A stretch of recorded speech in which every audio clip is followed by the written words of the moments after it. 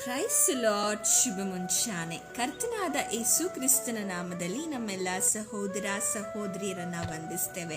ನೀವೆಂದು ನಮ್ಮ ಚಾನೆಲ್ ಅನ್ನು ಮೊದಲನೇ ಬಾರಿ ವೀಕ್ಷಿಸುತ್ತಿರುವುದಾದರೆ ದಯವಿಟ್ಟು ಸಬ್ಸ್ಕ್ರೈಬ್ ಮಾಡ್ಕೊಳ್ಳಿ, ಲೈಕ್ ಮಾಡಿ, ಶೇರ್ ಮಾಡಿ, ಹಾಗೂ ನಿಮ್ಮ ಪ್ರಾರ್ಥನಾ ಮನವಿಗಳನ್ನು ನಮಗೆ ಕಮೆಂಟ್ ಮೂಲಕವಾಗಿ ತಿಳಿಸಬಹುದಾಗಿದೆ. Price the lord. ಕರ್ತನ ನಾಮಕ್ಕೆ ಮಹಿಮೆ ಉಂಟಾಗಲಿ. ಈ ಮೂಲಕ ನನ್ನ ಮಾತುಗಳನ್ನು ವೀಕ್ಷಿಸುತ್ತಿರುವಂತೆ ನಿಮ್ಮೆಲ್ಲರಿಗೂ ಪ್ರಭುವಾದ ಯೇಸು ಕ್ರಿಸ್ತನ ನಾಮದಲ್ಲಿ ನನ್ನ ಪ್ರೀತಿಯ ವಂದನೆಗಳನ್ನು ತಿಳಿಸೋನಾಗಿದ್ದೇನೆ. ಪ್ರತಿದಿನ ದೇವರ ವಾಕ್ಯದ ಮೂಲಕ ದೇವರು ನಮ್ಮೊಂದಿಗೆ ಒಡನಾಡಿ ನಮ್ಮ ಜೀವಿತದಲ್ಲಿ ಏನೆಲ್ಲ ಪರಿಸ್ಥಿತಿಗಳಿದ್ದರೂ ಕೂಡ ನಾನು ನಡೆಸ್ತೇನೆ ಎಂಬುದಾಗಿರುವ ಭರವಸೆಯನ್ನು ಕೊಟ್ಟು ದೇವರು ನಮ್ಮನ್ನು ನಡೆಸುವಂಥ ಆ ಮಹಾಕೃಪೆಯನ್ನು ನೆನೆಸಿ ದೇವರಿಗೆ ಕೃತಜ್ಞತೆಯನ್ನು ಸಲ್ಲಿಸೋಣ. ಈ ದಿನವೂ ಕೂಡ ದೇವರು ನಮ್ಮೊಂದಿಗೆ ಮಾತಾಡುವಂಥ ಆತನ ಕೃಪೆಯನ್ನು ನೆನೆಸಿಕೊಂಡು ಆತನಿಗೆ ನಾವು ಮಹಿಮೆಯನ್ನು ಸಲ್ಲಿಸುವವರಾಗಿರೋಣ. ಮುಂದಿರುವ ಸಮಯ ದೇವರು ನಮ್ಮೊಂದಿಗೆ ಮಾತಾಡಲಿಕ್ಕಾಗಿ ನಮ್ಮ ಕಣ್ಣುಗಳನ್ನು ಮುಚ್ಚೋಣ, ನಾವು ಪ್ರಾರ್ಥನೆ ಮಾಡೋಣ. ಪ್ರೀತಿ ಸ್ವರೂಪನಾದ ತಂದೆಯೇ, ಒಳ್ಳೆ ಸಮಯಕ್ಕಾಗಿ ಸ್ತೋತ್ರ. ಪ್ರತಿದಿನ ನೀವು ನಮ್ಮೊಂದಿಗೆ ಮಾತಾಡಿ ನಮ್ಮನ್ನು ಬಲಪಡಿಸಿ ದೇವರೇ, ನಿನ್ನ ವಾಕ್ಯದ ಮೂಲಕ ನಮ್ಮನ್ನು ಎಚ್ಚರಿಸಿರುವಂಥ ನಿನ್ನ ಕೃಪೆಗಾಗಿ ಸ್ತೋತ್ರ. ಈ ದಿನವೂ ಕೂಡ ನೀವು ನಮ್ಮೊಂದಿಗೆ ಮಾತಾಡಿರಿ.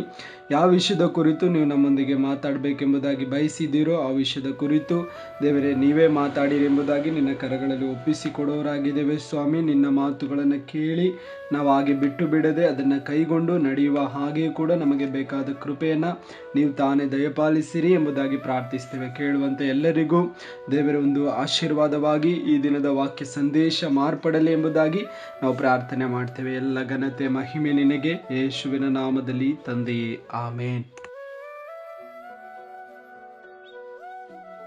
ದಿನದ ವಾಕ್ಯ ಸಂದೇಶದ ವಿಷಯ ಏನಾಗಿದೆ ಎಂಬುದಾಗಿ ನಾವು ನೋಡೋದಾದ್ರೆ, ಪ್ರಾರ್ಥನೆ ಮಾಡಲು ಕಲಿಸು ಎಂಬುದಾಗಿರುವಂಥ ವಿಷಯದ ಕುರಿತು ನಾವು ಈ ದಿನ ಧ್ಯಾನ ಮಾಡಲಿಕ್ಕಿದ್ದೇವೆ. ಈ ಪದ ಉಪಯೋಗಿಸಲ್ಪಡುವುದು ಎಲ್ಲಿ ಎಂಬುದಾಗಿ ನಾವು ನೋಡೋದಾದ್ರೆ, ಶಿಷ್ಯರು ಯೇಸು ಸ್ವಾಮಿಯ ಬಳಿಗೆ ಬಂದು ಕೇಳಿಕೊಳ್ತಾ ಇದ್ದಾರೆ, ನಮಗೂ ಕೂಡ ನೀನು ಪ್ರಾರ್ಥನೆ ಮಾಡೋದನ್ನ ಕಲಿಸು ಎಂಬುದಾಗಿ. ಶಿಷ್ಯರು ಬಂದು ಯೇಸು ಸ್ವಾಮಿ ಹತ್ರ ಕೇಳಿಕೊಳ್ಳುವ ಶಬ್ದ ಏನಂದ್ರೆ, ನೀವು ನಮಗೆ ಪ್ರಾರ್ಥನೆ ಮಾಡೋದನ್ನ ಕಲಿಸು. ಅವರು ಕೇಳಿಲ್ಲ ನೀ ನನಗೆ ಅದ್ಭುತ ಮಾಡೋದನ್ನ ಕಲಿಸಿಕೊಡು ಅಥವಾ ಮಹತ್ ಕಾರ್ಯಗಳನ್ನು ಮಾಡೋದನ್ನು ಕಲಿಸಿಕೊಡು ಎಂಬುದಾಗಿ, ಇಲ್ಲ ಪ್ರಸಂಗ ಮಾಡೋದನ್ನು ಕಲಿಸಿಕೊಡು ಎಂಬುದಾಗಿ ಅವರು ಕೇಳಿಲ್ಲ. ಅವ್ರು ಕೇಳಲ್ಪಟ್ಟದ್ದು ಪ್ರಾರ್ಥನೆ ಮಾಡೋದನ್ನು ಕಲಿಸು ಅಂತ. ಯಾಕೆ ಅಂದರೆ, ಪ್ರಾರ್ಥನೆ ಮಾಡಿದ್ರೆ ಪ್ರಸಂಗನೂ ಮಾಡ್ಬೋದು, ಅದ್ಭುತವೂ ಮಾಡ್ಬೋದು, ಅದ್ಭುತ ಕಾರ್ಯಗಳು ಪ್ರಾರ್ಥನೆಯಲ್ಲಿ ನಡೀತದೆ. ಅದಕ್ಕೆ ಅಪೊಸ್ತಲರಿಗೆ ಗೊತ್ತಿತ್ತು, ನಮ್ಮ ಯೇಸು ಸ್ವಾಮಿಯ ಅದ್ಭುತ ಕಾರ್ಯಗಳ ಹಿಂದೆ ಇರುವ ರಹಸ್ಯ ಅಥವಾ ಆತನ ಆ ಪ್ರಸಂಗದ ಮಾತುಗಳಲ್ಲಿ ಅಷ್ಟು ಪ್ರಭಾವ ಬೀರುವ ಜನರ ಹೃದಯಗಳನ್ನು ಬದಲಾಯಿಸುವ ಶಕ್ತಿ ಹೊರಡಲಿಕ್ಕೆ ಅದರ ಹಿಂದೆ ಇರುವಂಥ ಕಾರ್ಯ ಪ್ರಾರ್ಥನೆ. ಅದರಿಂದ ನಮಗೂ ಕೂಡ ನೀನು ಪ್ರಾರ್ಥನೆ ಮಾಡೋದನ್ನು ಕಲಿಸು ಎಂಬುದಾಗಿ ಯೇಸು ಸ್ವಾಮಿಯ ಬಳಿಯಲ್ಲಿ ತನ್ನ ಶಿಷ್ಯರು ಕೇಳಿಕೊಳ್ಳೋದನ್ನು ನಾವು ನೋಡುವವರಾಗಿರ್ತೇವೆ ಪ್ರಿಯರೇ. ಹಾಗಾದರೆ ಯೇಸು ಸ್ವಾಮಿಯ ಶಿಷ್ಯರು ಯಾಕೆ ಯೇಸು ಸ್ವಾಮಿಯ ಬಳಿಯಲ್ಲಿ ಪ್ರಾರ್ಥನೆ ಮಾಡೋದನ್ನು ಕಲಿಸು ಎಂಬುದಾಗಿ ಕೇಳಿಕೊಂಡ್ರಂದ್ರೆ, ಪ್ರಾರ್ಥನೆಯಿಂದ ಇರುವ ರಹಸ್ಯದ ಬಲವನ್ನು ಅವರು ತಿಳಿದುಕೊಂಡಿದ್ರು. ನಮ್ಮ ಜೀವಿತದಲ್ಲಿ ನಾವು ಕೂಡ ಪ್ರಾರ್ಥನೆಯಿಂದ ಇರುವ ರಹಸ್ಯವಾದ ಬಲವನ್ನು ತಿಳ್ಕೊಳ್ಳುವಾಗ ನಮ್ಮ ಜೀವಿತದಲ್ಲಿ ಯೇಸು ಸ್ವಾಮಿಯಿಂದ ನಾವು ಕಲಿತುಕೊಳ್ಳಿಕ್ಕೆ ಬಯಸುವಂಥದ್ದೇ ಅದಾಗಿರ್ತದೆ. ಯಾವುದಂದರೆ ಪ್ರಾರ್ಥನೆ ಜೀವಿತ. ಯೇಸು ಸ್ವಾಮಿಯ ಬಳಿಯಲ್ಲಿ ನಾವು ಕೂಡ ಕೇಳಿ ಪಡ್ಕೊಳ್ಳುವಂಥ ಜೀವಿತದಲ್ಲಿ ಮೊದಲನೇದಾಗಿ ಆಗಿರುತ್ತದೆ ನಮಗೆ ಪ್ರಾರ್ಥನೆ ಮಾಡೋದನ್ನು ಏಸಪ್ಪ ಕಲಿಸು ಎಂಬುದಾಗಿ. ಪ್ರಾರ್ಥನೆ ಕ್ರೈಸ್ತಿಯ ಜೀವಿತದ ಒಂದು ಬಲವಾದ ಉನ್ನತವಾದ ಸ್ತಂಭವಾಗಿದೆ. ಕ್ರೈಸ್ತಿಯ ಜೀವಿತದಲ್ಲಿ ಪ್ರಾರ್ಥನೆ ಅನ್ನುವಂಥದ್ದು ಒಂದು ಬಲವಾದ ಉನ್ನತವಾದ ಒಂದು ಸ್ತಂಭವಾಗಿದೆ. ಈ ಸ್ತಂಭ ಅನ್ನುವಂಥದ್ದು ಬಲವಾಗಿದ್ರೇನೆ ಒಂದು ಕ್ರೈಸ್ತಿಯ ಆತ್ಮಿಕ ಜೀವಿತವು ಬಲವಾಗಿರಲಿಕ್ಕೆ ಸಾಧ್ಯ. ನೋಡ್ರಿ, ಸ್ತಂಭ ಅನ್ನುವಂಥ ಈ ಪ್ರಾರ್ಥನೆ ಜೀವಿತದಲ್ಲಿ ನಾವು ಬಲವಾಗಿರುವಾಗಲೇ ಕ್ರೈಸ್ತಿಯ ಜೀವಿತ ಅಥವಾ ಆತ್ಮಿಕ ಜೀವಿತ ಬಲವಾಗಿರಲಿಕ್ಕೆ ಸಾಧ್ಯ. ಪ್ರಾರ್ಥನೆ ನಮ್ಮ ಸರ್ವಶಕ್ತನಾದ ದೇವರನ್ನು ಸಂಧಿಸಲಿಕ್ಕೆ ಒಂದು ಮಾರ್ಗವಾಗಿದೆ. ಪ್ರಾರ್ಥನೆ ವೇಳೆಯಲ್ಲಿ ನಾವು ಏನು ಮಾಡ್ಬೋದು ಅಂದರೆ, ನಮ್ಮ ಸರ್ವಶಕ್ತನಾದ ದೇವರ ಮುಂದೆ ನಮ್ಮ ಕಷ್ಟ, ನಮ್ಮ ಕಣ್ಣೀರು, ನಮ್ಮ ದುಃಖ, ನಮ್ಮ ಸಂಕಟ, ನಮ್ಮ ಚಿಂತೆ, ನಮ್ಮ ಇಕ್ಕಟ್ಟು, ಎಂಥ ವಿಷಯಗಳು ನಮ್ಮ ಜೀವಿತದಲ್ಲಿ ಇದ್ರೂ ಕೂಡ ಅದನ್ನು ಸ್ತುತಿಯ ಮೂಲಕ ತನ್ನ ಸನ್ನಿಧಿಯಲ್ಲಿ ನಾವು ಒಪ್ಪಿಸ್ಬೋದು. ಅದು ನಮ್ಮ ಪ್ರಾರ್ಥನೆಯ ಒಂದು ಭಾಗವಾಗಿದೆ. ಪ್ರಾರ್ಥನೆಯಲ್ಲಿ ನಮಗಿರುವ ಚಿಂತೆ, ನಮ್ಮ ನೋವು, ಕಷ್ಟ, ವೇದನೆ, ಇಕ್ಕಟ್ಟು, ಕಣ್ಣೀರು ಇವೆಲ್ಲವನ್ನು ಕೂಡ ಆತನ ಸನ್ನಿಧಿಯಲ್ಲಿ ಆತನ ಮುಂದೆ ಇಟ್ಟು ಆತನನ್ನು ಸ್ತುತಿಸ್ಬೋದು, ಆತನನ್ನು ಕೊಂಡಾಡ್ಬೋದು, ಆತನು ಮಾಡಿದ ಉಪಕಾರಗಳನ್ನು ಯಾವಾಗಲೂ ನಾವು ಸ್ಮರಿಸ್ಬೋದು. ಅದಕ್ಕೆ ಪ್ರಾರ್ಥನೆ ಅನ್ನುವಂಥದ್ದು ಮಾನವನನ್ನು ದೇವರ ಆ ಅನ್ಯೋನ್ಯತೆಯಲ್ಲಿ ನಡೆಸುವಂಥ ಒಂದು ಕಾರ್ಯವಾಗಿದೆ. ಮಾನವನು ದೇವರನ್ನು ಸಂಧಿಸುವಂಥದ್ದೇ ಪ್ರಾರ್ಥನೆ ಮೂಲಕ. ದೇವರನ್ನು ಮಾನವನು ಸಂಧಿಸಬೇಕಾದ್ರೆ ಅದಕ್ಕೆ ಆ ಪ್ರಾರ್ಥನೆ ಜೀವಿತ ಇದ್ರೇನೆ ಸಾಧ್ಯವಾಗೋದು. ಯಾಕೆಂದರೆ ಪರಲೋಕವನ್ನು ಭೂಲೋಕವನ್ನು ಒಂದು ಮಾಡುವಂಥದ್ದೇ ಈ ಪ್ರಾರ್ಥನೆಯಲ್ಲಿರುವಂಥ ಸಮಯ. ನಾವು ಯಾವಾಗ ದೇವರ ಸಮ್ಮುಖದಲ್ಲಿ ಕುಂತು ಪ್ರಾರ್ಥನೆ ಮಾಡ್ತೇವೋ ಆಗ ಪರಲೋಕದಲ್ಲಿರುವ ದೇವರು ಭೂಲೋಕದಲ್ಲಿ ಮಾಡುವ ಪ್ರಾರ್ಥನೆಗೆ ಏನು ಮಾಡ್ತಾರೆ? ಕಿವಿಗೊಟ್ಟು ಲಾಲಿಸ್ತಾರೆ. ನಂತರ ಅದರಲ್ಲಿ ಆ ಭೂಲೋಕವು ಪರಲೋಕವು ಒಂದಾಗಿ ಮಹಿಮೆಯಾದ ಕಾರ್ಯಗಳನ್ನು ಈ ಪ್ರಾರ್ಥನೆ ಅನ್ನುವಂಥದ್ದು ಜೀವಿತದಲ್ಲಿ ನಾವು ಮಾಡಲಿಕ್ಕೆ ಸಾಧ್ಯವಾಗ್ತದೆ. ಅದಕ್ಕೆ ಪೌಲನು ಫಿಲಿಪ್ಪಿಯದವರಿಗೆ ಬರೆದ ಪತ್ರಿಕೆಯಲ್ಲಿ ಒಂದು ಹೇಳಿಕೆಯನ್ನು ಹೀಗೆ ಹೇಳ್ತಾ ಇದ್ದಾನೆ. ಏನೆಂಬುದಾಗಿ ಹೇಳುವುದಾದರೆ, ಯಾವ ಸಂಬಂಧವಾಗಿಯೂ ಚಿಂತೆ ಮಾಡದೆ ಸರ್ವ ವಿಷಯಗಳಲ್ಲಿಯೂ ದೇವರ ಮುಂದೆ ಕೃತಜ್ಞತಾ ಸ್ತುತಿಯನ್ನು ಪ್ರಾರ್ಥನೆ ವಿಜ್ಞಾಪನೆಗಳನ್ನು ಮಾಡುತ್ತಾ ನಿಮಗೆ ಬೇಕಾದದ್ದನ್ನು ತಿಳಿಯಪಡಿಸಿರಿ. ಆಗ ಎಲ್ಲ ಗ್ರಹಿಕೆಯನ್ನು ಮೀರುವ ದೇವ ಶಾಂತಿಯು ನಿಮ್ಮ ಹೃದಯಗಳನ್ನು ಯೋಚನೆಗಳನ್ನು ಕ್ರಿಸ್ತ ಯೇಸುವಿನಲ್ಲಿ ಕಾಯುವುದು. ಫಿಲಿಪ್ಪಿಯ 4:6-7 ನಾವು ಓದಿಕೊಳ್ಳುವಾಗ ಈಗ ಓದಿದಂಥ ವಾಕ್ಯಗಳು ಅಲ್ಲಿ ನಾವು ನೋಡ್ಬೋದು. ನೋಡ್ರಿ, ಪ್ರಾರ್ಥನೆ ಜೀವಿತದಲ್ಲಿ ನಾವು ಇರುವಾಗ ಯಾವುದರ ಕುರಿತು ಚಿಂತಿಸಲಿಕ್ಕೆ ನಮಗೆ ಅವಕಾಶ ಇಲ್ಲ. ಯಾಕೆಂದರೆ ಪ್ರಾರ್ಥನೆ ನಾವು ಮಾಡುವಾಗಲೇ ನಾವು ಅದನಿಗೆ ಏನು ಮಾಡ್ಬೋದು ಅಂದರೆ ಕೃತಜ್ಞತಾ ವಿಷಯವಾಗಿ ಕೃತಜ್ಞತಾ ಸ್ತುತಿಯನ್ನು ಪ್ರಾರ್ಥನೆ ವಿಜ್ಞಾಪನೆಗಳನ್ನು ಆತನ ಸಮ್ಮುಖಕ್ಕೆ ನಮಗೆ ಬೇಕಾದದ್ದೆಲ್ಲವನ್ನು ನಾವು ಸಲ್ಲಿಸುವವರಾಗಿರ್ಬೋದು. ಅದರಿಂದ ಯೇಸು ಸ್ವಾಮಿಯ ಬಳಿಯಲ್ಲಿ ತನ್ನ ಶಿಷ್ಯರು ಕೇಳಿಕೊಳ್ತಾ ಇದ್ದಾರೆ, ಗುರುವೇ, ನಮಗೆ ಯೋಹಾನನು ತನ್ನ ಶಿಷ್ಯರಿಗೆ ಕಳಿಸಿಕೊಟ್ಟ ಹಾಗೆ ನಮಗೂ ಕೂಡ ನೀನೇನು ಮಾಡು, ಪ್ರಾರ್ಥನೆ ಮಾಡೋದನ್ನು ಕಲಿಸಿಕೊಡಿರಿ ಎಂಬುದಾಗಿ ಕೇಳಿಕೊಳ್ತಾ ಇದ್ದಾರೆ. ಯಾಕೆಂದರೆ ಯೇಸು ಸ್ವಾಮಿಯ ಆ ಜೀವಿತವೇ ಪ್ರಾರ್ಥನೆಯಾಗಿತ್ತು. ತನ್ನ ಮುಂಜಾನೆ ಜಾವಗಳಲ್ಲಿ ಪ್ರಾರ್ಥಿಸ್ತಾ ಇದ್ದಾನೆ, ಮಧ್ಯರಾತ್ರಿಯಲ್ಲಿ ಪ್ರಾರ್ಥಿಸ್ತಾ ಇದ್ದಾನೆ, ಇನ್ನು ಮೊಬ್ಬಿರುವಾಗಲೇ ಪ್ರಾರ್ಥಿಸ್ತಾ ಇದ್ದಾನೆ. ಯೇಸು ಸ್ವಾಮಿಯ ಜೀವಿತವೇ ಪ್ರಾರ್ಥನಾ ಜೀವಿತವಾಗಿ ಕಂಡದ್ದನ್ನು ನಾವು ಸತ್ಯವೇದದಲ್ಲಿ ನೋಡ್ಬೋದು. ಆತನು ಪ್ರಾರ್ಥನೆಯನ್ನು ರಾತ್ರಿಯೆಲ್ಲ ಪ್ರಾರ್ಥನೆ ಮಾಡಿದ್ದಾನೆ. ಪ್ರಾರ್ಥನೆ ಪ್ರಾರ್ಥನೆ ಪ್ರಾರ್ಥನೆ. ಆಗ ಶಿಷ್ಯರಿಗೆ ಒಂದು ಪ್ರಶ್ನೆ, ನನ್ನ ಗುರು ಇಷ್ಟೆಲ್ಲ ಪ್ರಾರ್ಥನೆಯನ್ನು ಮಾಡ್ತಾ ಇದ್ದಾರಲ್ಲ, ನಮ್ಮ ಗುರು ಯೇಸು ಸ್ವಾಮಿ ಇಷ್ಟೆಲ್ಲ ತಂದೆಯೊಂದಿಗೆ ಸಮಯ ಕಳೀತಾ ಇದ್ದಾರಲ್ಲ, ಹಾಗಾದರೆ ನಾವು ಕೂಡ ಆ ಪ್ರಾರ್ಥನಾ ಜೀವಿತವನ್ನು ಹೊಂದಿಕೊಳ್ಬೇಕು, ಅದನ್ನು ನಾವು ಕಲಿತುಕೊಳ್ಬೇಕು ಎಂಬುದಾಗಿ ಯೇಸು ಸ್ವಾಮಿಯ ಬಳಿಯಲ್ಲಿ ಬಂದು ತನ್ನ ಶಿಷ್ಯರು ಕೇಳ್ತಾ ಇದ್ದಾರೆ, ಗುರುವೇ, ನಮಗೂ ಕೂಡ ನೀವೇನು ಮಾಡಿ ಪ್ರಾರ್ಥನೆ ಮಾಡೋದನ್ನು ಕಲಿಸಿಕೊಡಿರಿ ಎಂಬುದಾಗಿ. ಪ್ರಿಯರೇ, ಈ ನನ್ನ ಮಾತುಗಳನ್ನು ನೀವು ಕೇಳುತ್ತಿರುವಾಗಲೇ, ಈ ವಾಕ್ಯ ಸಂದೇಶವನ್ನು ನೀವು ವೀಕ್ಷಿಸುತ್ತಿರುವಾಗಲೇ ನಿಮ್ಮ ಜೀವಿತದಲ್ಲಿ ಕೂಡ ದೇವರಿಂದ ಕೇಳಿಕೊಳ್ಳುವಂಥ ಒಂದು ಕಾರ್ಯವಾಗಿರಬೇಕು ಪ್ರಾರ್ಥನೆ. ಪ್ರಾರ್ಥನೆಯ ಜೀವಿತವನ್ನು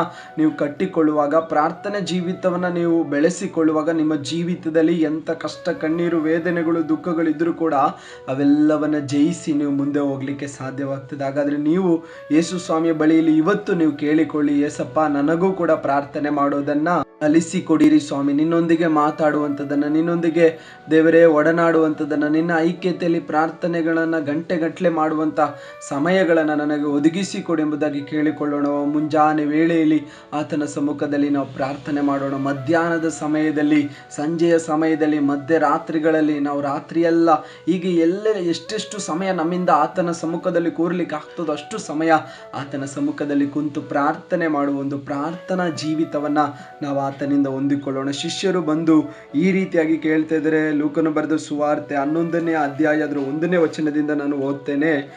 ಆಗ ನಿಮಗೆ ಅನೇಕ ವಿಷಯಗಳನ್ನು ಅಲ್ಲಿ ತಿಳ್ಕೊಳ್ಳಿಕ್ಕೆ ಸಾಧ್ಯವಾಗ್ತದೆ. ಆತನು ಒಂದಾನೊಂದು ಸ್ಥಳದಲ್ಲಿ ಪ್ರಾರ್ಥನೆ ಮಾಡಿ ಮುಗಿಸಿದಾಗ ಆತನ ಶಿಷ್ಯರಲ್ಲಿ ಒಬ್ಬನು ಆತನಿಗೆ, ಸ್ವಾಮಿ, ಯೋಹಾನನು ತನ್ನ ಶಿಷ್ಯರಿಗೆ ಕಲಿಸಿದ ಹಾಗೆ ನಮಗೂ ಪ್ರಾರ್ಥನೆ ಮಾಡುವುದನ್ನು ಕಲಿಸು ಎಂದು ಕೇಳಿದನು. 1ನೇ ವಚನದಲ್ಲಿ ನಾವು ಹೀಗೆ ಓದಿಕೊಳ್ತಾ ಇದ್ದೇವೆ. ಅಲ್ಲಿ ಒಂದು ರಹಸ್ಯವಾದ ಒಂದು ಆತ್ಮಿಕ ಅನುಭವ ಏನಂದ್ರೆ, ಯೇಸು ಸ್ವಾಮಿ ಪ್ರಾರ್ಥನೆ ಮಾಡಿ ಮುಗಿಸಿದ ನಂತರವಾಗೇ ಶಿಷ್ಯರು ಬಂದು ಕೇಳ್ತಾ ಇದ್ದಾರೆ. ನೋಡ್ರಿ, ನಾವು ಪ್ರಾರ್ಥನೆ ಮಾಡುವಾಗ ಅನೇಕರಿಗೆ ಆಕರ್ಷಿತರಾಗುವ ಒಂದು ವ್ಯಕ್ತಿಗಳಾಗಿ ಪಡುವವರಾಗಿರ್ತೀವಿ. ಯೇಸು ಸ್ವಾಮಿಯಲ್ಲಿ ಏನೋ ಒಂದು ಕಾರ್ಯನ ಮಾಡ್ತಾ ಇಲ್ಲ, ಪ್ರಾರ್ಥನೆ ಮಾಡ್ತಾ ಇದ್ದಾರೆ. ಯೇಸು ಸ್ವಾಮಿಯ ಪ್ರಾರ್ಥನೆ ಜೀವಿತವನ್ನು ನೋಡಿದ ಶಿಷ್ಯರಿಗೂ ಕೂಡ ಆಕರ್ಷಿತರಾದರು. ನಮಗೂ ಪ್ರಾರ್ಥನೆ ಜೀವಿತ ಬೇಕು, ಯೇಸು ಸ್ವಾಮಿಯಾಗಿ ನಾವು ಕೂಡ ಪ್ರಾರ್ಥನೆ ಮಾಡಬೇಕೆಂಬುದಾಗಿ ಪ್ರಾರ್ಥನೆ ಮುಗಿದ ತಕ್ಷಣನೇ ಕೇಳ್ತಾ ಇದ್ದಾರೆ, ನಮಗೂ ಕೂಡ ಯೇಸಪ್ಪ ಪ್ರಾರ್ಥನೆ ಮಾಡೋದನ್ನು ಕಲಿಸಿಕೊಡು ಎಂಬುದಾಗಿ. ಯಾಕೆಂದರೆ ಯೇಸು ಸ್ವಾಮಿ ತಂದೆಯೊಂದಿಗೆ ಅಷ್ಟು ಆಳವಾದ ಒಂದು ಸಂಬಂಧವನ್ನು ಪ್ರಾರ್ಥನೆಯ ಆ ಜೀವಿತದ ಮೂಲಕ ಇಟ್ಟುಕೊಂಡಿದ್ರು. ಪ್ರಿಯರೇ, ಅದೇ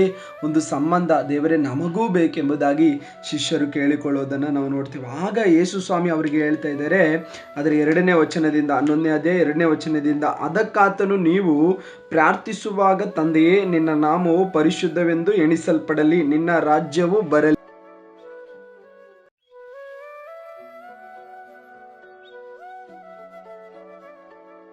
ನಮ್ಮ ಅನುದಿನದ ಆಹಾರವನ್ನು ಪ್ರತಿದಿನವೂ ದಯಪಾಲಿಸು, ನಮಗೆ ತಪ್ಪು ಮಾಡಿರುವ ಪ್ರತಿಯೊಬ್ಬನನ್ನು ನಾವು ಕ್ಷಮಿಸುವುದರಿಂದ ನಮ್ಮ ಪಾಪಗಳನ್ನು ಕ್ಷಮಿಸು, ನಮ್ಮನ್ನು ಶೋಧನೆ ಒಳಗೆ ಸೇರಿಸಬೇಡ ಎಂದು ಹೇಳಿರಿ ಅಂದನು. ಹೀಗೆ ತನ್ನ ಶಿಷ್ಯರಿಗೆ ಪ್ರಾರ್ಥನೆ ಮಾಡೋದನ್ನ ಕಲಿಸಿಕೊಟ್ಟದ್ದನ್ನ ನಾವು ನೋಡ್ತೀವಿ. ಈಗ ಈ ಪ್ರಾರ್ಥನೆಯನ್ನೇ ಅನೇಕರು ಅಭ್ಯಾಸ ಮಾಡ್ಕೊಂಡು ಬಿಟ್ಟಿದ್ದಾರೆ. ಬರೀ ಇದೇ ಪ್ರಾರ್ಥನೆ ಪಾರಂಪರಿಕವಾಗಿರುವಂತ ಆ ಕ್ರೈಸ್ತರು ಏನ್ ಮಾಡ್ತಾ ಇದ್ದಾರೆ ಅಂದ್ರೆ, ಯಾವಾಗ್ಲೂ ಈ ಪ್ರಾರ್ಥನೆಯನ್ನ ಒಂದು ವಾಡಿಕೆಯ ರೀತಿಯಲ್ಲಿ ಹೇಳೋದೇ ಒಂದು ಪ್ರಾರ್ಥನೆ ಆಗಿದೆ. ಯೇಸು ಸ್ವಾಮಿ ಅಂದಿನ ಸಮಯದಲ್ಲಿ ಹೀಗೆ ನೀವು ಪ್ರಾರ್ಥನೆ ಮಾಡಿರಿ ಅಂತ ಹೇಳ್ಕೊಟ್ರು, ಇದೇ ರೀತಿ ನೀವು ಪ್ರಾರ್ಥನೆ ಮಾಡಿ ಅಂತ ಹೇಳ್ಕೊಟ್ಟಿಲ್ಲ. ಇಲ್ಲಿ ಮಿಸ್ಅಂಡರ್ಸ್ಟ್ಯಾಂಡಿಂಗ್ ಏನಾಗಿದೆ ಅಂದ್ರೆ, ಯೇಸು ಸ್ವಾಮಿ ಆ ಸಮಯದಲ್ಲಿ ತಂದೆಯೊಂದಿಗೆ ಹೇಗೆ ನಾವು ಮಾತಾಡಬಹುದು ಅನ್ನೋದನ್ನ ಕಳಿಸಿಕೊಟ್ರೆ ಹೊರತು ಹೀಗೇ ನೀವು ಮಾತಾಡ್ತಾ ಇರಿ, ಹೇಳಿದ್ದನ್ನೇ ಹೇಳ್ಕೊಂಡಿರಿ, ಪದೇ ಪದೇ ಹೇಳಿದ್ದನ್ನೇ ಹೇಳ್ಬಾರ್ದು ಅಂತಲೇ ನಾವು ವಾಕ್ಯದಲ್ಲಿ ನೋಡ್ತೀವಿ. ಹಾಗಾದ್ರೆ ಪ್ರಿಯರೇ, ಆ ಸಮಯಕ್ಕೆ ತಕ್ಕದಾದ ರೀತಿಯಲ್ಲಿ ಈ ಪದಗಳನ್ನು ಯೇಸು ಸ್ವಾಮಿ ಅಲ್ಲಿ ಬಳಸಿ ಹೇಳಿದ್ದನ್ನ ನಾವು ನೋಡ್ತೇವೆ. ಅಂತ ಹೇಳಿದ್ರೆ ಪ್ರಾರ್ಥನೆ ಅನ್ನುವಂಥದ್ದು ಬರೀ ಇದನ್ನೇ ಹೇಳ್ಕೊಂಡು ಇರುವಂಥದ್ದಲ್ಲ. ಪ್ರಾರ್ಥನೆ ತಂದೆಯೊಂದಿಗೆ ಅಥವಾ ಪರಲೋಕದಲ್ಲಿರುವ ತಂದೆಯೊಂದಿಗೆ ಈ ರೀತಿಯಾಗಿ ನಾವು ಮಾತಾಡಬೇಕೆಂಬುದಾಗಿ ಒಂದು ಮಾರ್ಗ ಸೂಚನೆಯನ್ನ ಯೇಸು ಸ್ವಾಮಿ ಕೊಟ್ಟದ್ದನ್ನ ನಾವು ನೋಡ್ತೇವೆ. ಹಾಗೆ ಮಾತಾಡುತ್ತಿರುವಾಗ ನಾವು ತಂದೆಯೊಂದಿಗೆ ಐಕ್ಯವಾಗುವಾಗ ನಮಗಿರುವಂಥ ಕಷ್ಟ, ಕಣ್ಣೀರು, ವೇದನೆ, ದುಃಖ, ಏನೆಲ್ಲ ಪರಿಸ್ಥಿತಿಗಳಿದೆಯೋ ಅದೆಲ್ಲವನ್ನ ತಂದೆ ಸಮ್ಮುಖದಲ್ಲಿ ನಾವೇನ್ ಮಾಡ್ಬೋದು, ಒಪ್ಪಿಸಿ ಪ್ರಾರ್ಥನೆ ಮಾಡ್ಬೋದು. ಒಂದು ವೇಳೆ ಯೇಸು ಸ್ವಾಮಿ ಬರೀ ಇಷ್ಟೇ ಮಾತ್ರ ನೀವು ಪ್ರಾರ್ಥನೆ ಮಾಡಿ ಅಂತ ಹೇಳ್ಕೊಟ್ಟಿರೋದಾದ್ರೆ, ಮುಂದಿನ ದಿನಗಳಲ್ಲಿ ಅಥವಾ ಯೇಸು ಸ್ವಾಮಿಯ ಕಡೇ ಸಮಯ ಬಂದಾಗ ಯೇಸು ಸ್ವಾಮಿ ತಂದೆ ಹತ್ರ ಬೇಳ್ಕೊಳ್ತಾ ಇದ್ದಾರೆ, ತಂದೆಯೇ ನಿನ್ನ ಚಿತ್ತವಾದರೆ ಇದನ್ನ ನನ್ನಿಂದ ತೊಲಗಿಸಿ, ಪಾತ್ರೆಯನ್ನು ನನ್ನಿಂದ ತೆಗೆದಾಕು, ಒಂದು ವೇಳೆ ಏನೇ ಆದರೂ ಪರವಾಗಿಲ್ಲ, ನಿನ್ನ ಚಿತ್ತ ಇರೋ ಪ್ರಕಾರ ನಡೆಯಲಿ ಎಂಬುದಾಗಿ ಅಲ್ಲೂ ಕೂಡ ತಂದೆಯ ಚಿತ್ತದೋಪಾದಿಯಲ್ಲಿ ಆತನು ಪ್ರಾರ್ಥಿಸೋದನ್ನು ನಾವು ನೋಡ್ತೇವೆ. ಪ್ರಿಯರೇ, ಯೇಸು ಸ್ವಾಮಿ ಹೇಳ್ಕೊಟ್ಟದ್ದು ಬರೀ ಇಷ್ಟು ಮಾತ್ರ ನೀವು ಪ್ರಾರ್ಥಿಸಬೇಕು ಅಂದಿದ್ರೆ ಯೇಸು ಸ್ವಾಮಿ ಕೂಡ ಬರೀ ಅದನ್ನೇ ಮಾಡ್ತಾ ಇದ್ರಿ, ಯಾವಾಗಲೂ ಅದೇ ಅಲ್ಲ. ಯೇಸು ಸ್ವಾಮಿಯು ಕೂಡ ತಂದೆಯೊಂದಿಗೆ ವಿಶಾಲವಾಗಿ ಮಾತಾಡಿದ್ದನ್ನು ನಾವು ನೋಡ್ತೇವೆ. ವಿಶಾಲವಾಗಿ ಯೇಸು ಸ್ವಾಮಿ ತಂದೆಯೊಂದಿಗೆ ಮಾತಾಡಿದ್ದಾರೆ, ಗಂಟೆಗಟ್ಟಲೆ ಮಾತಾಡಿದ್ದಾರೆ, ರಾತ್ರಿ ಎಲ್ಲ ಮಾತಾಡಿ ಮುಂಜಾನೆ ಜಾವಗಳಲ್ಲೇ ಮಾತಾಡಿದ್ದಾರೆ. ಅಂದ್ರೆ ಯೇಸು ಸ್ವಾಮಿ ದಿನದ ಪರಿಸ್ಥಿತಿಗಳನ್ನ ತಂದೆಯೊಂದಿಗೆ ಹಂಚಿಕೊಳ್ತಾ ಇದ್ರು, ಮುಂದೆ ನಡೀಲಿಕ್ಕಿರುವಂತ ಕಾರ್ಯಗಳನ್ನ ತಂದೆಯಿಂದ ಕೇಳಿ ತಿಳ್ಕೊಳ್ತಾ ಇದ್ರು, ತಂದೆ ಯಾವುದನ್ನ ಅನುಮತಿಸ್ತಾರೋ ಅದನ್ನ ಮಾಡ್ಲಿಕ್ಕೆ ಮುಂದೆ ಹೋಗ್ತಾ ಇದ್ರು. ಇದು ಪ್ರಾರ್ಥನೆಯಲ್ಲಿರುವಂತ ಸಂಬಂಧ. ಆದ್ರೆ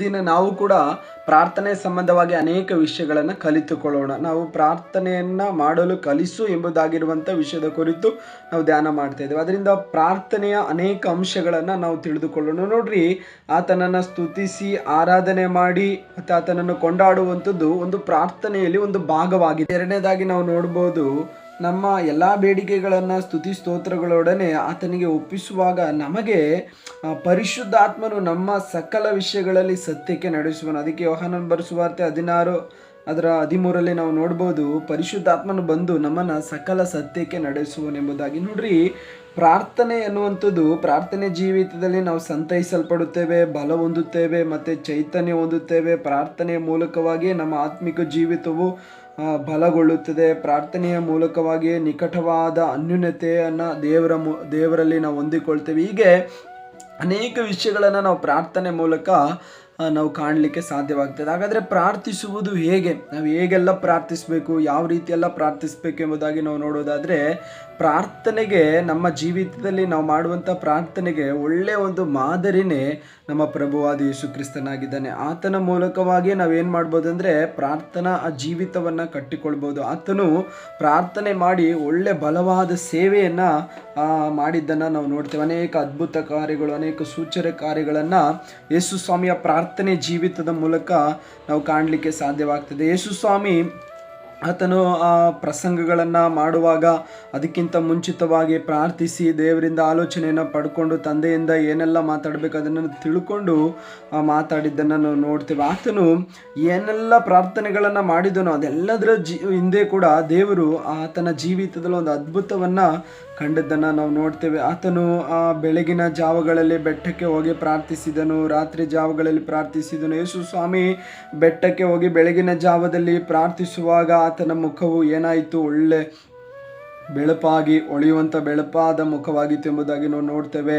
ಹಾಗೆ ಅನೇಕ ಪ್ರಾರ್ಥನಾ ಜೀವಿತದಲ್ಲಿ ಅನೇಕ ಬದಲಾವಣೆಗಳನ್ನು ಕಂಡುದ್ದು ನಾವು ನೋಡ್ತೇವೆ. ಗೆತ್ಸೆಮನೆ ತೋಟದಲ್ಲಿ ಮತ್ತಾಯನು ಬರೆದ ಸುವಾರ್ತೆ, ಲೂಕನ ಬರೆದ ಸುವಾರ್ತೆಯಲ್ಲಿ ನಾವು ನೋಡ್ತೇವೆ, ಆತನು ತುಂಬ ಭಾರವುಳ್ಳವನಾಗಿ, ಹೃದಯ ಭಾರವುಳ್ಳವನಾಗಿ ಪ್ರಾರ್ಥಿಸುವಾಗ ದೇವದೂತನು ಬಂದು ಆತನನ್ನು ಸಂತೈಸಿ ಆತನನ್ನು ಬಲಪಡಿಸಿದ್ದನ್ನು ನಾವು ನೋಡ್ತೇವೆ. ಹಾಗಾದರೆ ಪ್ರಿಯರೇ, ಯೇಸು ಸ್ವಾಮಿಯ ಈ ಪ್ರಾರ್ಥನೆ ಜೀವಿತವನ್ನು ಕಂಡಂಥ ಶಿಷ್ಯರು ಅವರ ಮನಸ್ಸಿನಲ್ಲಿ ಅವರಿಗೆ ಹುಟ್ಟು ಬಂದಂಥ ಕಾರ್ಯ ಏನೆಂದರೆ, ನಮಗೂ ಪ್ರಾರ್ಥನೆ ಮಾಡಲಿಕ್ಕೆ ಸ್ವಲ್ಪ ಕಲಿಸಿಕೊಡು ಎಂಬುದಾಗಿ ಬೇಡಿಕೊಳ್ಳೋದನ್ನು ನಾವು ನೋಡ್ತೇವೆ. ಹಾಗೆ ಯೇಸು ಸ್ವಾಮಿಯಿಂದ ಆ ಪ್ರಾರ್ಥನಾ ಜೀವಿತವನ್ನು ಅವರು ಕಂಡುಕೊಂಡದ್ದನ್ನು ನೋಡ್ತೇವೆ. ಹಾಗಾದರೆ ಯೇಸು ಸ್ವಾಮಿ ನಮಗೆ ಅಥವಾ ತನ್ನ ಶಿಷ್ಯರಿಗೆ ಕಲಿಸಿಕೊಡ್ತಿರುವಂಥ ಪ್ರಾರ್ಥನೆ ಹೇಗೆ ಎಂಬುದಾಗಿ ಹೇಳೋದಾದರೆ, ಅಂದಿನ ಕಾಲದಲ್ಲಿ ಆ ಗುರುಗಳು ಬರೆದು ಕೊಟ್ಟಂಥ ರೀತಿಯಲ್ಲಿ ಇರಲಿಲ್ಲ. ಅಂದಿನ ರಬಿಗಳು, ಅಂದಿನಲ್ಲಿ ಇದ್ದಂಥ ಆ ರಬಿಗಳು ಏನು ಮಾಡ್ತಾ ಇದ್ರು ಅಂದರೆ ಬರೆದು ಕೊಡ್ತಾ ಇದ್ರು ಪ್ರಾರ್ಥನೆ ಏನು ಅನ್ನೋದನ್ನು ಬರೆದು ಕೊಡ್ತಾ ಇದ್ರು. ಆದರೆ ಯೇಸು ಸ್ವಾಮಿ ಕಲಿಸ್ಕೊಟ್ಟ ಪ್ರಾರ್ಥನೆ ಆ ರೀತಿಯಾಗಿರಲಿಲ್ಲ. ಯಾವ ರೀತಿ ಇತ್ತು ಎಂಬುದಾಗಿ ಹೇಳೋದನ್ನು 4 ಭಾಗಗಳಾಗಿ ನಾವು ಧ್ಯಾನಿಸ್ಬೋದು. ಮೊದಲನೇದಾಗಿ ನಾವು ನೋಡೋದಾದರೆ, ದೇವರೊಂದಿಗೆ ಸಂಬಂಧಿಸುವುದು ಹೇಗೆ ಅನ್ನೋದನ್ನು ಆತನ ಪ್ರಾರ್ಥನೆಯಲ್ಲಿ ಕಲಿಸ್ತಾ ಇದ್ದಾನೆ. ಎರಡನೇದಾಗಿ, ದೇವರೊಂದಿಗಿರುವ ಒಂದು ಸಂಬಂಧ, ಅಂದರೆ ಒಂದು ಸಂಬಂಧದ ಕುರಿತು ಆತನು ಕಲಿಸೋದನ್ನು ನಾವು ನೋಡ್ತಾ ಇದ್ದೇವೆ. ಮೂರನೇದಾಗಿ ನಾವು ನೋಡ್ಬೋದು, ದೇವರಿಗೆ ನಮ್ಮೊಂದಿಗಿರುವ ಸಂಬಂಧದ ಕುರಿತು. ನಾಲ್ಕನೇದಾಗಿ ನಾವು ನೋಡ್ಬೋದು, ದೇವರನ್ನ ಹೇಗೆಲ್ಲ ಆರಾಧಿಸ್ಬೋದು ಅನ್ನೋದ್ರ ಕುರಿತು ಕಲಿಸ್ತಾ ಇದ್ದೇನೆ. ಒಂದನೇದಾಗಿ ಆತನು ಶಿಷ್ಯರಿಗೆ ಕಲಿಸಿಕೊಟ್ಟ ಪ್ರಾರ್ಥನೆಯಲ್ಲಿ ಉಪಯೋಗಿಸಲ್ಪಟ್ಟ ಪದ ಯಾವುದಾಗಿದೆ ಅಂದರೆ, ಪರಲೋಕದಲ್ಲಿರುವ ನಮ್ಮ ತಂದೆ. ನೋಡ್ರಿ, ನಾವು ದೇವರ ಕುಟುಂಬದಲ್ಲಿದ್ದೇವೆ. ಆತನು ನಮ್ಮ ತಂದೆ, ನಾವು ಆತನ ಮಕ್ಕಳು. ಒಂದು ಆ ಸಂಬಂಧ ನಮ್ಮನ್ನು ಪ್ರಾರ್ಥಿಸುವಂತೆ ಪ್ರೇರೇಪಿಸುತ್ತದೆ. ಯಾವ ಸಂಬಂಧ ಅಂದರೆ, ಆತನ ಮಕ್ಕಳಾಗಿರುವ ನಾವುಗಳು ಆತನ ನಮ್ಮ ತಂದೆ ಆದದ್ರಿಂದ ನಮ್ಮನ್ನು ಆತನ ಆ ಪ್ರಾರ್ಥನೆಗೆ, ಆತನ ಸಮ್ಮುಖದಲ್ಲಿ ಪ್ರಾರ್ಥಿಸಲಿಕ್ಕೆ ಅದು ನಮ್ಮನ್ನು ಪ್ರೇರೇಪಿಸುವಂಥದ್ದಾಗಿರ್ತದೆ. ನಾವು ನೋಡ್ಬೋದು, ಅನೇಕರು ಈ ದಿನಗಳಲ್ಲಿ ದೇವರೊಂದಿಗೆ ಹೇಗೆ ಸಂಬಂಧಿಸಬೇಕು ಅನ್ನೋದು ಗೊತ್ತಿಲ್ಲ. ಅನೇಕರಿಗೆ ಆತನೊಂದಿಗೆ ಹೇಗೆ ಮಾತಾಡಬೇಕು ಅನ್ನೋದು ಗೊತ್ತಿಲ್ಲ. ಅದಕ್ಕೆ ಯೇಸು ಸ್ವಾಮಿ ಹೇಳ್ತಿದ್ರೆ, ಪರಲೋಕದಲ್ಲಿರುವ ನಮ್ಮ ತಂದೆ, ಅಂದರೆ ಒಂದು ತಂದೆ ಮಕ್ಕಳಿಗಿರುವ ಸಂಬಂಧವನ್ನು ಯೇಸು ಸ್ವಾಮಿಯಲ್ಲಿ ಕಲಿಸಿಕೊಡೋದನ್ನು ನಾವು ನೋಡ್ತೇವೆ. ಅದನ್ನು ಯೋಹಾನನ ಬರೆದ ಸುವಾರ್ತೆ ಅದರ 1:12ನೇ ವಚನದಲ್ಲಿ ನೀವು ಓದಿಕೊಳ್ಳೋದಾದರೆ, ಅಲ್ಲಿ ಯೇಸು ಸ್ವಾಮಿ ಅದರ ವಿವರಣೆಯನ್ನು ಹೇಳ್ತಾ ಇದ್ದಾರೆ. ಯಾರ್ಯಾರು ಆತನನ್ನು ಅಂಗೀಕರಿಸಿದರು, ಅಂದರೆ ಆತನ ಹೆಸರಿನ ಮೇಲೆ ನಂಬಿಕೆ ಇಟ್ಟರೋ ಅವರಿಗೆ ದೇವರ ಮಕ್ಕಳಾಗುವ ಅಧಿಕಾರವನ್ನು ಕೊಟ್ಟನು ಎಂಬುದಾಗಿ ಯೋಹಾನನು ತನ್ನ ಸುವಾರ್ತೆಯಲ್ಲಿ ತಿಳಿಸೋದನ್ನು ನಾವು ನೋಡ್ತೇವೆ. ಇಲ್ಲಿ ಪ್ರಮುಖವಾಗಿ ಆ ಪ್ರಾರ್ಥನೆಯನ್ನು ಕಲಿಸು ಎಂಬುದಾಗಿ ಕೇಳಿಕೊಳ್ಳುವುದರಲ್ಲಿ ಯೋಹಾನನೇ ಅದರ ಮುಖ್ಯತ್ವವನ್ನು ವಹಿಸಿದನು. ಆತನೇ ಅಲ್ಲಿ ಹೇಳ್ತಾ ಇದ್ದಾನೆ, ನಮಗೆ ದೇವರು ಕಲಿಸಿಕೊಟ್ಟದ್ದು ಹೇಗೆಂದರೆ ತನ್ನ ಮಕ್ಕಳಾಗುವ ಅಧಿಕಾರ, ಅಂದರೆ ಅಲ್ಲಿ ತಂದೆಯೇ, ನಮ್ಮ ತಂದೆಯೇ ಎಂಬುದಾಗಿ ಮೊದಲನೇದಾಗಿ ಅವರು ಕರೆಯುವಂಥ ಅಧಿಕಾರವನ್ನು ಅಲ್ಲಿ ಯೇಸು ಸ್ವಾಮಿ ಅವರಿಗೆ ಕಲಿಸಿಕೊಡೋದನ್ನು ನೋಡ್ತೇವೆ. ಹಾಗಾದರೆ ನಾವು ಪರಲೋಕದಲ್ಲಿರುವ ತಂದೆಯೊಂದಿಗೆ ಪ್ರಾರ್ಥಿಸುವಾಗ ಯಾವ ಸಂಬಂಧದಲ್ಲಿ ಪ್ರಾರ್ಥಿಸ್ತೇವೆ ಅಂದರೆ, ಒಂದು ತಂದೆ ಮಕ್ಕಳಿಗಿರುವ ಸಂಬಂಧದಲ್ಲಿ ನಾವು ಪ್ರಾರ್ಥಿಸ್ತೇವೆ. ನಾವು ದೇವರ ಕುಟುಂಬದವರಾಗಿದ್ದೇವೆ, ದೇವರೊಂದಿಗೆ ಸಂಬಂಧಿಕರಾಗಿದ್ದೇವೆ, ಆತನ ಮಕ್ಕಳಾಗಿದ್ದೇವೆ. ನಾವು ಯಾವಾಗಲೂ ಕೂಡ ಆತನೊಂದಿಗೆ ನಾವೇನು ಮಾಡ್ಬೋದು, ಸಂಬಂಧಿಸಬಹುದು. ಯಾವಾಗಲೂ ಕೂಡ ಆತನೊಂದಿಗೆ ನಾವು ಮಾತಾಡುವವರಾಗ್ಬೋದು. ಅದರಿಂದಲೇ ಯೇಸು ಸ್ವಾಮಿ ಪ್ರಾರ್ಥನೆಯನ್ನು ಕಲಿಸುವಾಗ ಹೇಳ್ತಾ ಇರೋದು, ಪರಲೋಕದಲ್ಲಿರುವ ನಮ್ಮ ತಂದೆಯೇ ಎಂಬುದಾಗಿ. ಹಾಗಾದರೆ ಪ್ರಿಯರೇ, ನಮ್ಮ ಜೀವಿತದಲ್ಲಿ ಕೂಡ ನಾವು ಪ್ರಾರ್ಥಿಸುವಾಗ ದೂರದಲ್ಲಿರುವಂಥ ಒಂದು ಯಾರೋ ವ್ಯಕ್ತಿ ಹತ್ರ ನಾವು ಪ್ರಾರ್ಥಿಸ್ತಾ ಇಲ್ಲ, ದೇವರು ದೂರವಾಗಿದ್ದಾನೆ ಎಂಬುದಾಗಿ ಕೂಡ ನಾವು ಪ್ರಾರ್ಥಿಸ್ಲಿಕ್ಕೆ ಮುಂದೆ ಹೋಗ್ತಾ ಇಲ್ಲ. ಆತನು ನಮ್ಮ ಹತ್ತಿರ ಇರುವ ದೇವರಾಗಿದ್ದಾನೆ. ಆತನು ನಮ್ಮ ಜೀವಿತದಲ್ಲಿ ಯಾವಾಗಲೂ ಕೂಡ ನಮ್ಮ ಪ್ರಾರ್ಥನೆಯನ್ನು ಕೇಳಲಿಕ್ಕೆ ಸಿದ್ಧನಾದಂಥ ದೇವರಾಗಿದ್ದಾನೆ. ನಾವು ಪ್ರಾರ್ಥನೆ ಮಾಡುವಾಗ ಪರಲೋಕದಿಂದಲೇ ಆತನು ನಮಗೆ ಬೇಕಾದದ್ದನ್ನೆಲ್ಲ ಮಾಡಿಕೊಡುವವನಾಗಿದ್ದಾನೆ. ಆತನು ನಮಗೆ ಇರುವ ಸಂಬಂಧ ಯಾವುದಂದರೆ ತಂದೆ ಮಕ್ಕಳಿಗಿರುವ ಸಂಬಂಧವಾಗಿದೆ. ಅದರಿಂದ ನಾವು ಆತನಲ್ಲಿ ಪ್ರಾರ್ಥನೆ ಮಾಡುವಾಗ ಆತನು ಯಾವುದನ್ನು ಕೂಡ ಇಲ್ಲ ಎಂಬುದಾಗಿ ಹೇಳೋದಿಲ್ಲ, ಎಲ್ಲವನ್ನ ನಮಗಾಗಿ ಆತನು ಮಾಡಿಕೊಡುವವನಾಗಿದ್ದಾನೆ. ಹಾಗಾದರೆ ನಾವು ಪ್ರಾರ್ಥಿಸಬೇಕಾದ್ರೆ ಯೇಸು ಸ್ವಾಮಿ ಕಲಿಸಿಕೊಟ್ಟ ಮುಖ್ಯವಾದ ಅಂಶ ಏನೆಂದರೆ, ನನಗೂ ಪರಲೋಕದಲ್ಲಿರುವ ದೇವರಿಗೂ ಸಂಬಂಧ ಯಾವುದಂದರೆ, ಆತನು ದೇವರು ದೊಡ್ಡವನು, ನಾನು ಸಣ್ಣವನು ಎಂಬುದಾಗಿರುವಂಥದ್ದಲ್ಲ. ಆತನು ನಮ್ಮನ್ನು ಮಕ್ಕಳಾಗಿ ಸ್ವೀಕರಿಸಿದ್ದಾನೆ. ಯಾರ್ಯಾರು ಆತನನ್ನು ಅಂಗೀಕರಿಸಿದಾರೋ, ಆತನ ಹೆಸರ ಮೇಲೆ ನಂಬಿಕೆ ಇಟ್ಟರು, ಅವರಿಗೆಲ್ಲರಿಗೂ ದೇವರು ಕೊಟ್ಟಿರುವ ಅಧಿಕಾರನೇ ಆತನ ಮಕ್ಕಳಾಗುವ ಅಧಿಕಾರ. ಅದರಿಂದ ಯೇಸು ಸ್ವಾಮಿಯ ಮಕ್ಕಳಾಗಿರುವ ನೀವುಗಳು ಆತನನ್ನು ಯಾವಾಗಲೂ ಬಾಯಿ ತೆರೆಯುವಾಗೆಲ್ಲ ತಂದೆಯೇ ಎಂಬುದಾಗಿ ಕರಿಬೇಕೆಂಬುದಾಗಿರುವಂಥ ಆ ಒಂದು ಕಲಿವಿಕೆಯನ್ನು ಯೇಸು ಸ್ವಾಮಿ ಅಲ್ಲಿ ಕಲಿಸಿಕೊಟ್ಟದನ್ನು ನೋಡ್ತೀವಿ. ಹಾಗಾದರೆ ಪ್ರಿಯರೇ, ನೀವು ಯಾವಾಗೆಲ್ಲ ಪ್ರಾರ್ಥಿಸ್ತೀರೋ ಅವಾಗೆಲ್ಲ ನಾವು ತಂದೆಯೇ ಎಂಬುದಾಗಿ ಆ ಒಂದು ಅನುಭವದಲ್ಲಿ ಆ ತಂದೆಯೇ ಎಂಬುದಾಗಿರುವಂಥ ಆ ಒಂದು ಭಾವನೆಯಲ್ಲಿ, ಆ ಒಂದು ಪ್ರೀತಿಯಲ್ಲಿ ಆತನೊಂದಿಗೆ ನಾವು ಸಮ್ಮತಿಸ್ಬೋದು. ಹಾಗಿದ್ರೆ ನೀವು ಪ್ರಾರ್ಥನೆ ಮಾಡುವಾಗ ಯಾವಾಗಲೂ ಕೂಡ ಆತನನ್ನು ತಂದೆಯೇ ಎಂಬುದಾಗಿ ಹೃದಯಪೂರ್ವಕವಾಗಿ ಸ್ವೀಕರಿಸಿ, ಆತನನ್ನು ತಂದೆಯೇ ಎಂಬುದಾಗಿ ಬಾಯಿ ತುಂಬ ಕರೆದು ಪ್ರಾರ್ಥಿಸೋದಾದರೆ ಆ ಪ್ರಾರ್ಥನೆ ತಂದೆಯ ಸಮ್ಮುಖದಲ್ಲಿ ತುಂಬ ಬೆಲೆ ಉಳ್ಳ ಒಂದು ಪ್ರಾರ್ಥನೆಯಾಗಿ ಮಾರ್ಪಡ್ತದೆ. ಹಾಗಾದರೆ ಮೊದಲನೇದಾಗಿ ನಾವು ಪ್ರಾರ್ಥನೆ ಮಾಡುವಾಗ ಆತನನ್ನು ನಮ್ಮ ತಂದೆಯೇ ಎಂಬುದಾಗಿ ನಾವು ಏನು ಮಾಡ್ಬೋದು, ಕರಿಬೋದು. ಅದನ್ನು ಯೇಸು ಸ್ವಾಮಿಯಲ್ಲಿ ಕಲಿಸೋದನ್ನು ನಾವು ನೋಡ್ತೀವಿ. ಎರಡನೇದಾಗಿ ನಾವು ನೋಡ್ಬೋದು, ನಿನ್ನ ನಾಮವು ಪರಿಶುದ್ಧವೆಂದು ಎಣಿಸಲ್ಪಡಲಿ ಎಂಬುದಾಗಿ ಎರಡನೇದಾಗಿ ಅಲ್ಲಿ ಯೇಸು ಸ್ವಾಮಿ ಕಲಿಸಿಕೊಡೋದನ್ನು ನಾವು ನೋಡ್ತೇವೆ. ಯೆಶಾಯನ ಪ್ರವಾದನೆ ಗ್ರಂಥ 5ನೇ ವಚನ ನಾವು ಓದಿಕೊಳ್ಳುವಾಗ ಅಲ್ಲಿ ಯೆಶಾಯನ ಒಂದು ದರ್ಶನವನ್ನು ಕಾಣ್ತಾ ಇದ್ದೇನೆ. ಅಲ್ಲಿ 2ನೇ ವಚನ 2ನೇ ವಚನದಿಂದ ನಾವು ಓದಿಕೊಳ್ಳುವಾಗ ಹೀಗೆ ಬರೆಯಲ್ಪಟ್ಟಿದೆ, ಸರಾಫಿಯರು ಇದ್ದರು, ಪ್ರತಿಯೊಬ್ಬನು 6 ರೆಕ್ಕೆ ಉಳ್ಳವನಾಗಿ 2ರಿಂದ ತನ್ನ ಮುಖವನ್ನು 2ರಿಂದ ತನ್ನ ಕಾಲುಗಳನ್ನು ಮುಚ್ಚಿಕೊಂಡು 2ರನ್ನ ಬಡಿಯುತ್ತಾ ನೆಲಸೋಕದೆ ನಿಂತಿದ್ದನು. ಆಗ ಒಬ್ಬನು ಮತ್ತೊಬ್ಬನಿಗೆ, ಸೇನಾಧೀಶ್ವರನಾದ ಯೆಹೋವನು ಪರಿಶುದ್ಧನು ಪರಿಶುದ್ಧನು ಪರಿಶುದ್ಧನು, ಭೂಮಂಡಲವೆಲ್ಲ ಆತನ ಪ್ರಭಾವದಿಂದ ತುಂಬಿದೆ ಎಂದು ಕೂಗಿ ಹೇಳಿದನು. ಕೂಗುವವನ ಶಬ್ದಕ್ಕೆ ದ್ವಾರದ ಅಸ್ತಿವಾರವು ಕದಲಿತು, ಧೂಪವು ಮಂದಿರದಲ್ಲೆಲ್ಲ ತುಂಬಿತು. ಆಗ ನಾನು, ಅಯ್ಯೋ ನನ್ನ ಗತಿ ಏನು ಹೇಳಲಿ, ನಾಶವಾದೆನಲ್ಲ, ನಾನು ಹೊಲಸು ತುಟಿಗಳವರ ಮಧ್ಯದಲ್ಲಿ ವಾಸ ಮಾಡುವವನು. ಇಂಥ ನನ್ನ ಕಣ್ಣುಗಳು ರಾಜಾದಿ ರಾಜನನ್ನ ಸೇನಾಧೀಶ್ವರನಾದ ಯೆಹೋವನನ್ನು ಕಂಡವು ಎಂದು ಕೂಗಿಕೊಳ್ಳಲು ಸೆರಾಫಿಯರಲ್ಲಿ ಒಬ್ಬನು ಯಜ್ಞವೇದಿಯಿಂದ ತಾನು ಕಂಡಸದಲ್ಲಿ ತೆಗೆದ ಕೆಂಡವನ್ನು ಕೈಯಲ್ಲಿ ಹಿಡಿದುಕೊಂಡು ನನ್ನ ಬಳಿಗೆ ಆರಿ ಬಂದು ನನ್ನ ಬಾಯಿಗೆ ಮುಟ್ಟಿಸಿ, ಇಗೋ ಇದು ನಿನ್ನ ತುಟಿಗಳಿಗೆ ತಗುಲಿತು, ನಿನ್ನ ದೋಷವು ನೀಗಿತು, ನಿನ್ನ ಪಾಪಕ್ಕೆ ಪ್ರಾಯಶ್ಚಿತ್ತವಾಗಿತ್ತು ಅಂದನು. ಇಲ್ಲಿ ನಾವು ನೋಡ್ಬೋದು, ಯೆಶಾಯನು ಪರಲೋಕದ ದೇವರ ಮಹಿಮೆಯನ್ನು ಕಂಡಾಗ ಅಲ್ಲಿ ಆತನ ಸಮ್ಮುಖದಲ್ಲಿ ಅಲ್ಲಿರುವಂಥ ದೂತರು ಸೆರಾಫಿಯರು ಕೂಗಿ ಹೇಳುವಂಥ ಪದಗಳನ್ನು ಕೇಳಿದಾಗ ತನ್ನನ್ನು ತಾನು ಏನು ಮಾಡ್ತಾ ಇದ್ದೇನೆ ಅಂದರೆ, ದೇವರ ಆ ಒಂದು ಸಾನ್ನಿಧ್ಯದ ಮುಂದೆ ನಾನು ನಿಲ್ಲಲಿಕ್ಕೆ ಯೋಗ್ಯನಲ್ಲ ಎಂಬುದಾಗಿ ಕಾಣೋದನ್ನು ನಾವು ನೋಡ್ತೇವೆ. ಹಾಗಾದರೆ ಎರಡನೇದಾಗಿ ಯೇಸು ಸ್ವಾಮಿ ಕಲಿಸ್ಕೊಡ್ತಾ ಇದ್ದಾರೆ, ದೇವರು ಪರಿಶುದ್ಧನು, ಆತನ ಮುಂದೆ ನಾವು ನಿಲ್ಬೇಕಂದ್ರೆ ಪರಿಶುದ್ಧರಾಗಿರ್ಬೇಕು. ಅದಕ್ಕೆ ಪೇತ್ರನ ಪತ್ರಿಕೆಯಲ್ಲಿ ನೋಡ್ಬೋದು, ನಾನು ಪರಿಶುದ್ಧನಾಗಿರೋ ಪ್ರಕಾರ ನೀವು ಕೂಡ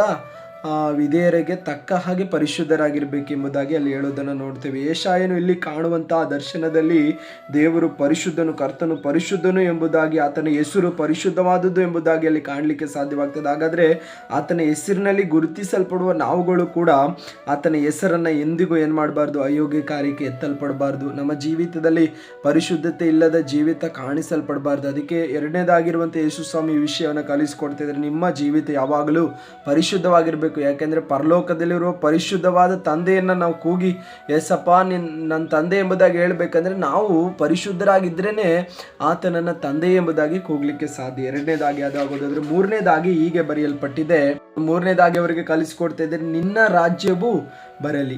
ಅಲ್ಲಿಗೆ ಒಂದು ಸಂಗತಿಯನ್ನು ನಾವು ನೋಡ್ಬೋದು. ಈಗಾಗಲೇ ನಮ್ಮ ಹೃದಯದಲ್ಲಿ ಯೇಸು ಸ್ವಾಮಿಯನ್ನು ಕಂಡುಕೊಳ್ಳುವುದಕ್ಕಿಂತ ಮುಂಚಿತವಾಗಿ ಈ ಲೋಕಾಧಿಪತಿ ಒಂದು ರಾಜ್ಯವನ್ನು ಸ್ಥಾಪಿಸಿರ್ತಾನೆ. ಅದು ಅಶುದ್ಧ ಆತ್ಮಗಳ ಅಥವಾ ದುಷ್ಟ ಕೃತ್ಯಗಳ ಒಂದು ರಾಜ್ಯವಾಗಿರ್ತದೆ. ಆಗ ಯೇಸು ಸ್ವಾಮಿ ಹೇಳ್ತಿದ್ದಾರೆ, ನಿನ್ನ ರಾಜ್ಯವು ಬರಲಿ.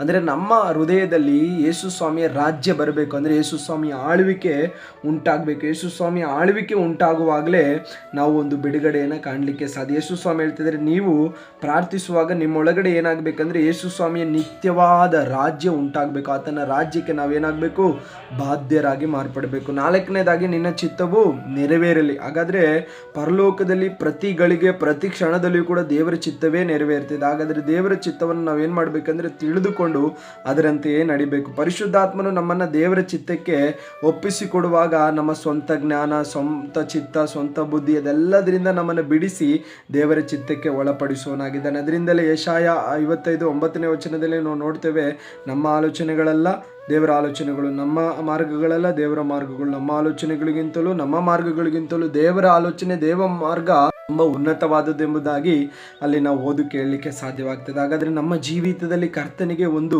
ಉದ್ದೇಶವಿದೆ. ಆತನ ಮಾರ್ಗದಲ್ಲಿ ನಾವು ನಡೆಯುವಾಗ ಆ ಸಮಾಧಾನವನ್ನು ಕಂಡುಕೊಂಡು, ಆ ಉದ್ದೇಶವನ್ನು ತಿಳಿದುಕೊಂಡು ಸಮಾಧಾನದಿಂದ, ಶಾಂತಿಯಿಂದ, ತೃಪ್ತಿಯಿಂದ ನಾವು ಮುಂದೆ ಹೋಗಲಿಕ್ಕೆ ಸಾಧ್ಯ. ಅದಕ್ಕೆ ಎಫೆಸ ಪತ್ರಿಕೆ 5:17 ನಾವು ಓದುವಾಗ ಹೀಗೆ ಬರೆಯಲ್ಪಟ್ಟಿದೆ, ಬುದ್ಧಿಹೀನ ಬುದ್ಧಿಹೀನರಾಗಿ ನಡ್ಕೊಳ್ಳದೆ ಕರ್ತನ ಚಿತ್ತವೇನೆಂಬುದನ್ನು ವಿಚಾರಿಸಿ ತಿಳ್ಕೊಳ್ಳಿರಿ ಎಂಬುದಾಗಿ. ಆಗ ನಮ್ಮ ಜೀವಿತದ ಎಲ್ಲ ಮಾರ್ಗದಲ್ಲಿ ಆಶೀರ್ವಾದಕರವಾದ ಜೀವಿತವನ್ನು ನಾವು ನಡೆಸಲಿಕ್ಕೆ ಸಾಧ್ಯ. ಒಂದು ಸಮಾಧಾನ, ಸಂತೋಷ, ಆಶೀರ್ವಾದವನ್ನು ನಾವು ಕಂಡುಕೊಳ್ಬೇಕಂದ್ರೆ ಕರ್ತನ ಚಿತ್ತ ಏನೆಂಬುದನ್ನು ಎಲ್ಲ ಸಮಯ ನಾವೇನು ಮಾಡಬೇಕಂದ್ರೆ ವಿಚಾರಿಸಿ ನಾವು ತಿಳ್ಕೊಳ್ಳೋರಾಗಿರಬೇಕು. ಯಾವಾಗಲೂ ಕರ್ತನ ಚಿತ್ತಕ್ಕೆ ನಮ್ಮ ಜೀವಿತವನ್ನು ಒಪ್ಪಿಸಿಕೊಡೋರಾಗಿರಬೇಕು. ನಾವು 5ನೇದಾಗಿ ನೋಡ್ಬೋದು, ನಮ್ಮ ಅನುದಿನದ ಆಹಾರವನ್ನು ಈ ದಿನವೂ ನಮಗೆ ದಯಪಾಲಿಸು. ನಮಗೆ ದೇಹಕ್ಕೆ ಬೇಕಾದ ಆರೋಗ್ಯ, ನಮ್ಮ ದೇಹಕ್ಕೆ ಬೇಕಾದ ಎಲ್ಲ ಅಗತ್ಯವನ್ನು ಪ್ರತಿದಿನ ನಾವು ದೇವರ ಸಮ್ಮುಖದಲ್ಲಿ ಕುಂತು ನಾವೇನು ಮಾಡಬೇಕಂದ್ರೆ ಪಡ್ಕೊಳ್ಳೋರಾಗಿರ್ಬೇಕು. ಅದಕ್ಕೆ ಮತ್ತಾಯನು ಬರೆದು ಸುವಾರ್ತೆ 6ನೇ ಅಧ್ಯಾಯದಲ್ಲಿ ಯೇಸು ಸ್ವಾಮಿ ಹೇಳ್ತಾರೆ, ಮನುಷ್ಯನು ರೊಟ್ಟಿ ತಿಂದ ಮಾತ್ರದಿಂದ ಬದುಕುವುದಿಲ್ಲ,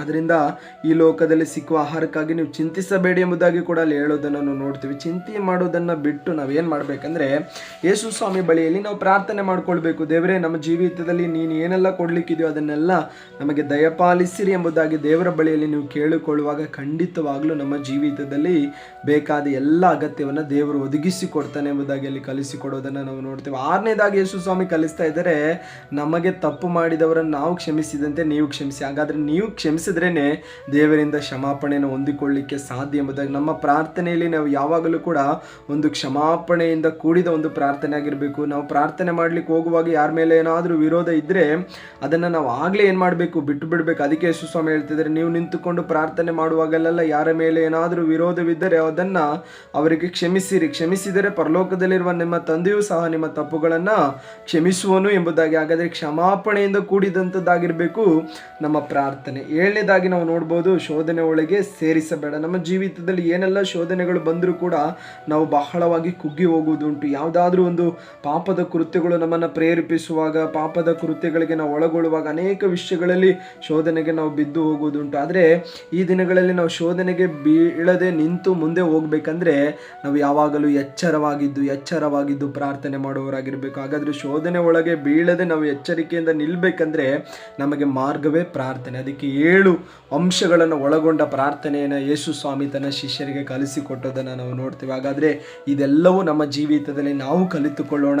ಅದೇ ರೀತಿಯಾದ ಒಂದು ಪ್ರಾರ್ಥನಾ ಜೀವಿತವನ್ನು ಕಟ್ಟುಕೊಳ್ಳೋಣ. ಪ್ರಾರ್ಥನೆ ಮಾಡುವುದನ್ನು ಕಲಿಸು ಎಂಬುದಾಗಿ ಯೇಸು ಸ್ವಾಮಿ ಬಳಿಯಲ್ಲಿ ಯಾರಾದರೂ ನೀವು ಈ ದಿನಗಳಲ್ಲಿ ಕೇಳಿ ಪ್ರಾರ್ಥನೆಯಲ್ಲಿ ನೀವು ಇರೋದಾದರೆ ಈ ದಿನ ದೇವರು ನಿಮ್ಮೊಂದಿಗೆ ಮಾತಾಡಿದ್ದಾರೆ. ಯೇಸು ಸ್ವಾಮಿ ಕಲಿಸಿಕೊಟ್ಟ ಪ್ರಾರ್ಥನೆ ಜೀವಿತವನ್ನು ನಾವು ಅಭ್ಯಾಸ ಮಾಡಿಕೊಂಡು ಅದಕ್ಕಿಂತ ಮಿಗಿಲಾಗಿ ಕೂಡ ನಾವು ಪ್ರಾರ್ಥನೆಯಲ್ಲಿ ಮುಂದೆ ಬರೋಣ. ಪ್ರಾರ್ಥನಾ ಜೀವಿತ ನಮ್ಮನ್ನು ಬಲಪಡಿಸುತ್ತದೆ, ಪ್ರಾರ್ಥನಾ ಜೀವಿತ ನಮ್ಮನ್ನು ಚೈತನ್ಯಪಡಿಸುತ್ತದೆ, ಪ್ರಾರ್ಥನಾ ಜೀವಿತ ನಮ್ಮನ್ನು ಬಲಶಾಲಿಗಳಾಗಿ ಮಾರ್ಪಡಿಸಿದೆ. ಪ್ರಾರ್ಥನಾ ಜೀವಿತ ನಮ್ಮ ಆತ್ಮಿಕ ಜೀವಿತವನ್ನು ಬಲವಾಗಿ ಮುಂದೆ ಸಾಗಲಿಕ್ಕೆ ಸಾಧ್ಯ ಮಾಡುವಂಥದ್ದೇ. ಪ್ರಾರ್ಥನೆ ಜೀವಿತ ಶೋಧನೆಯಲ್ಲಿ ಬೀಳದ ಹಾಗೆ, ಪ್ರಾರ್ಥನೆ ಜೀವಿತ ಪರಿಶುದ್ಧತೆಯನ್ನು ನಷ್ಟಪಡಿಸಿಕೊಳ್ಳದ ಹಾಗೆ, ಪ್ರಾರ್ಥನೆ ಜೀವಿತ ದೇವರ ಚಿತ್ತವಿಲ್ಲದೆ ಯಾವ ಮಾರ್ಗಗಳು ಹೋಗದ ಹಾಗೆ ನಮ್ಮನ್ನು ಮುನ್ನಡೆಸುವಂಥದ್ದಾಗಿದೆ. ಕಣ್ಣುಗಳನ್ನು ಮುಚ್ಚೋಣ, ಪ್ರಾರ್ಥನೆ ಮಾಡೋಣ. ಪ್ರೀತಿ ಸ್ವರೂಪನಾದ ತಂದೆಯೇ, ಒಳ್ಳೆಯ ಸಮಯಕ್ಕಾಗಿ ಸ್ತೋತ್ರ. ಪ್ರಾರ್ಥನೆ ಮಾಡೋದನ್ನು ಕಲಿಸು ಎಂಬುದಾಗಿರುವ ವಿಷಯದಲ್ಲಿ ಈ ದಿನ ನೀವು ನಮಗೆ ಕಲಿಸಿಕೊಟ್ಟ ವಿಷಯಕ್ಕಾಗಿ ಸ್ತೋತ್ರ. ದೇವರೇ, ಕಲಿತುಕೊಂಡ ಎಲ್ಲ ವಿಷಯಗಳಲ್ಲಿ ಪ್ರಾರ್ಥನಾ ಜೀವಿತವನ್ನು ಕಲಿತು ಅದನ್ನು ಕರ್ತನೆಯಪ್ಪ ನಮ್ಮ ಜೀವಿತದಲ್ಲಿ ನಿರಂತರವಾಗಿ ನಾವು ಪ್ರಾರ್ಥನಾ ವೀರರಾಗಿ ಮಾರ್ಪಡುವ ಹಾಗೆ ಕೃಪೆ ಕೊಡು. ಕಲಿತದ್ದನ್ನು ಮಾತ್ರ ಅಲ್ಲ ಸ್ವಾಮಿ ದೇವರೇ, ಇನ್ನೂ ಹೆಚ್ಚಾಗಿ ನಾವು ಪ್ರಾರ್ಥನೆ ಮಾಡಲಿಕ್ಕೆ ದೇವರೇ ಕೃಪೆ ಕೊಡು ಎಂಬುದಾಗಿ ಪ್ರಾರ್ಥಿಸ್ತೇನೆ. ನೀವು ನಮಗೆ ಕರ್ತನೆ ವಾಕ್ಯದ ಮೂಲಕ ಪ್ರಾರ್ಥನೆಗೆ ಬೇಕಾದ ಪ್ರೋತ್ಸಾಹವನ್ನು ಕೊಟ್ಟದಕ್ಕಾಗಿ ಸ್ತೋತ್ರ. ಎಲ್ಲ ಘನತೆ ಮಹಿಮೆ ನಿನಗೆ, ಯೇಸುವಿನ ನಾಮದಲ್ಲಿ ತಂದೆಯೇ, ಆಮೇನ್ ಆಮೇನ್. ದೇವರು ನಿಮ್ಮನ್ನು ಈ ವಾಕ್ಯದ ಮೂಲಕ ಆಶೀರ್ವದಿಸಲಿ. ನಿಮಗೆ ಯಾವುದಾದ್ರೂ ಪ್ರಾರ್ಥನಾ ಮನವಿಗಳಿರೋದಾದರೆ ನಮಗೆ ತಿಳಿಯಪಡಿಸೋದಾದರೆ ನಾವು ನಿಮಗೋಸ್ಕರ ಪ್ರಾರ್ಥನೆ ಮಾಡ್ತೇವೆ. God bless you. Praise the Lord. Amen. ಈ ದೇವರ ವಾಕ್ಯನ ನೀವು ಕೇಳಿದಾಗೆ ಅನೇಕರಿಗೆ ಪ್ರಾರ್ಥನೆ ಜೀವಿತವನ್ನು ಕಲಿತುಕೊಂಡು ಪ್ರಾರ್ಥನೆ ಮಾಡುವವರಾಗಿ ಮಾರ್ಪಡಲಿಕ್ಕೆ ದೇವರು ಸಹಾಯ ಮಾಡಲಿ. ಪ್ರಾರ್ಥನೆ ಮಾಡಲಿಕ್ಕೆ ನಮಗೆ ಗೊತ್ತಿಲ್ಲ ಎಂಬುದಾಗಿ, ಪ್ರಾರ್ಥನೆ ಅಂದರೆ ಏನಂತ ಗೊತ್ತಿಲ್ಲ ಎಂಬುದಾಗಿ ಇರುವವರಿಗೆ ಇದನ್ನೆಲ್ಲ ಈ ವಾಕ್ಯಗಳನ್ನು ನೀವು ಕಳಿಸಿಕೊಡಿರಿ. ಅವರಿಗೆ ಪ್ರಾರ್ಥನೆ ಜೀವಿತದ ಒಂದು ಸತ್ಯಾಂಶನ ತಿಳ್ಕೊಳ್ಳಿಕ್ಕೂ ಪ್ರಾರ್ಥನೆ ಜೀವಿತವನ್ನು ಕಟ್ಟಿಕೊಳ್ಳಿಕ್ಕೂ ಅವರಿಗೆ ಸಹಾಯವಾಗುವಂಥದ್ದಾಗಿರ್ತದೆ. God bless you. ದೇವರು ನಿಮ್ಮೆಲ್ಲರನ್ನ ಆಶೀರ್ವದಿಸಲಿ. Praise the Lord. ಆಮೇನ್.